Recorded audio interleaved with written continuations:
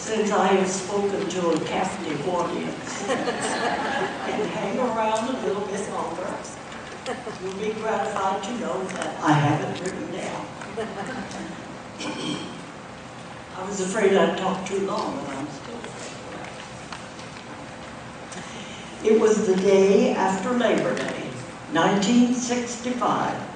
Schoolroom was dusted, bookshelves arranged, bulletin boards decorated with those welcome back to school statements.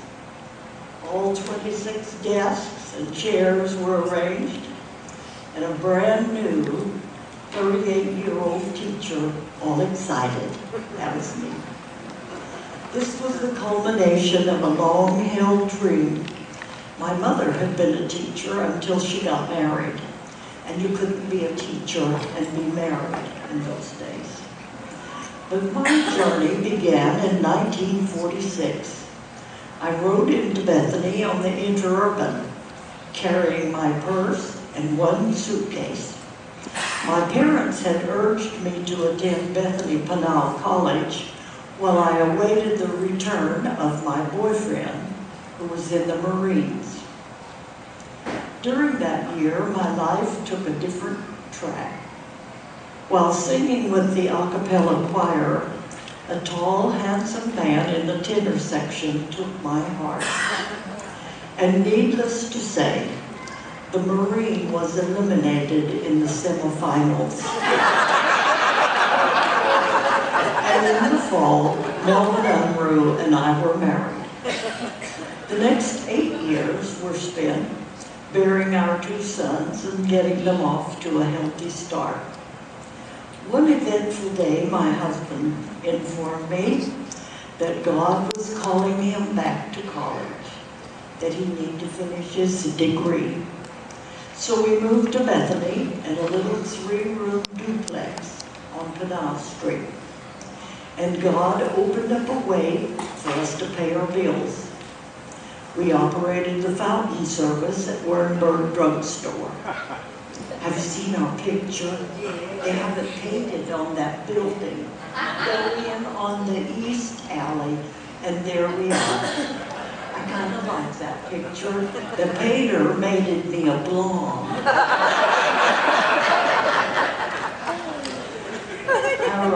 Our little boys did their part too. They cleared the tables and washed the dishes and occasionally entertained the customers. Gary, age 8, he played chess with the firemen.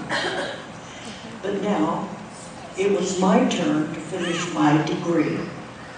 With the whole family's help, I did that in 1965. Mr. Harper hired me to teach 5th grade in Bethany, and Mr. Alvin Brown was my principal.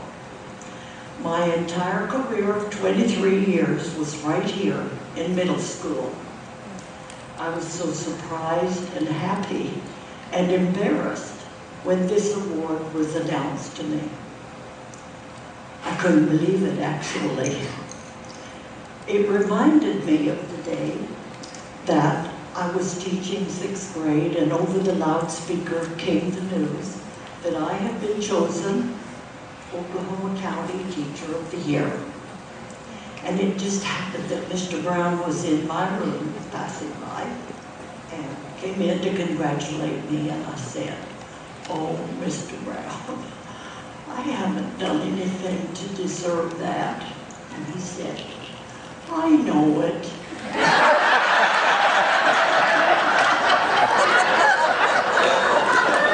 And many years later, I teased him about that, and he said I didn't say that, but he did. But you know what else he did? He went out to the cemetery and bought a lot right next to mine. I had told him, "You just think you're going to keep an eye on me until Jesus comes." But what a great principal he was.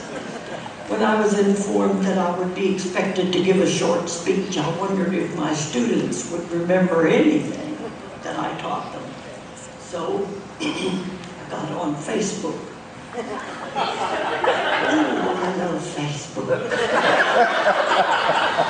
There's my press agent right there, Bon McCroy. He kept everybody informed about tonight. I appreciated that. I've learned how to put things on it, but I surely can read things off of it. So, I asked for good memories and bad memories, and did I get them? I had between 80 and 90 postings about things they remembered. They remembered learning the states and capitals, the position of all the states in the USA, using the overhead and pointing them out so they know right where they were when they see the weather on the news. And they had to learn all the states and the capitals. And they had to do that in front of the class too. They just will get that experience, good for them. And they had to learn all the presidents of the United States in order and spelling. And they had to make a one-page report on them. Stephanie Conrad loved that study so much that when she grew up and got married, she named her children McKinley, Kennedy, and Reagan.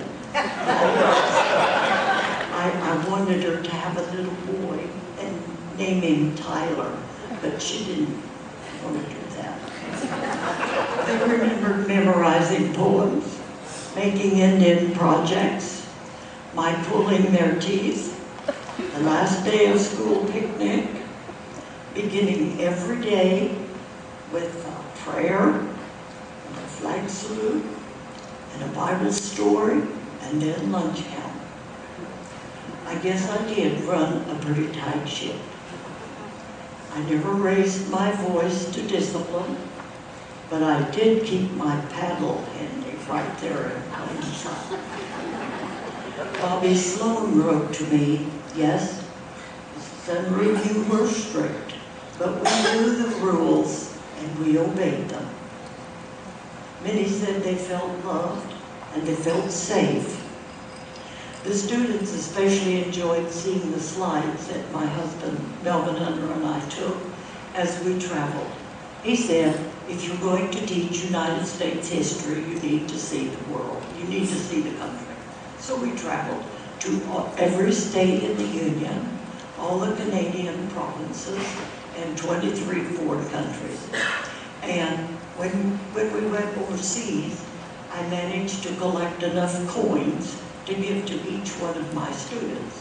And I also, for myself, I collected a chunk of toilet paper from each country.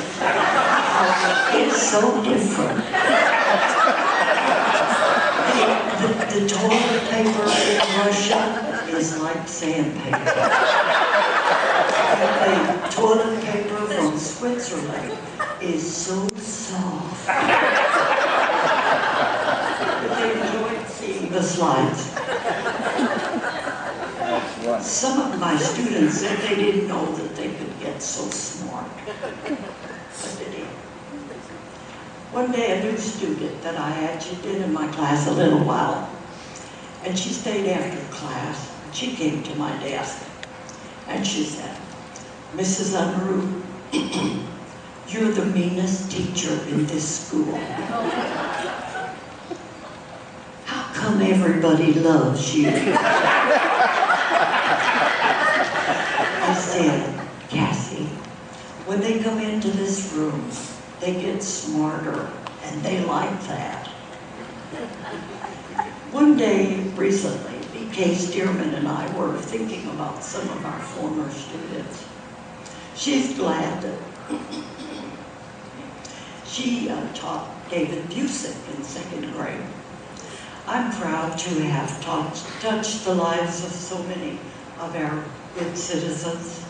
Teachers like Andrea Kinnaman, Pam Mitchell, Rachel Miller, and Mark Burton. He's a policeman now. I'm proud of him. I did tell him I'm trying to behave. But in all that discussion, it reminded me of an incident that occurred recently in a courtroom in a state down south.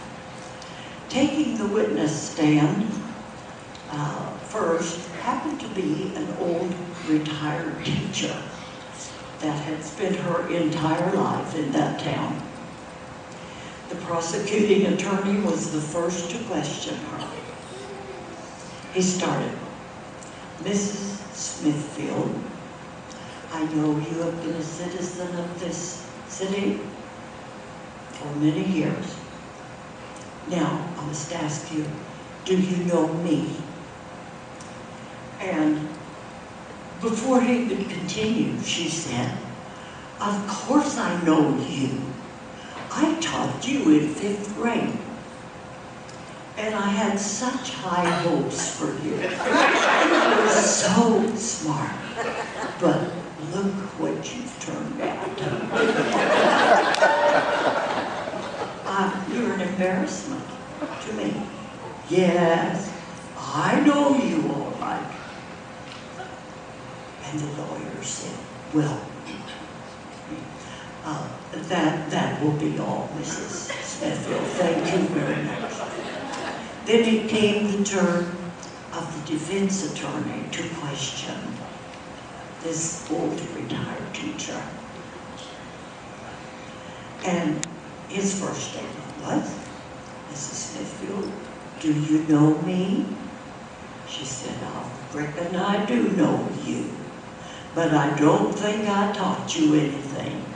You were too busy chasing the girls out on the playground. And I do know this much, that you have been married and divorced 3 times, and the woman that you're seeing now is his wife." I'm so disappointed in you. People can't believe a word you say. And you know that case you had down in Atlanta?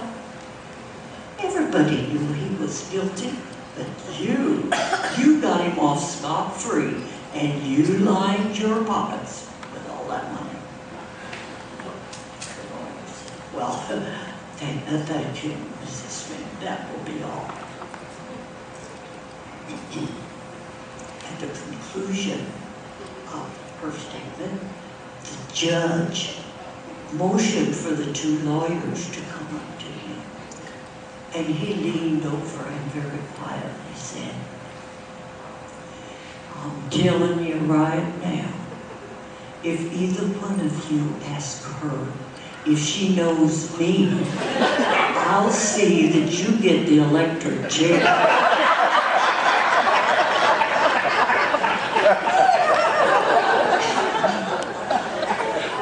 Thank you for coming tonight, and especially thank my family for coming.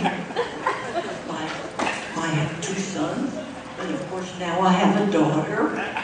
My deceased husband, Frank Pendergast, gave me a daughter, and it's an absolute thrill to have a daughter that I didn't have to potty train.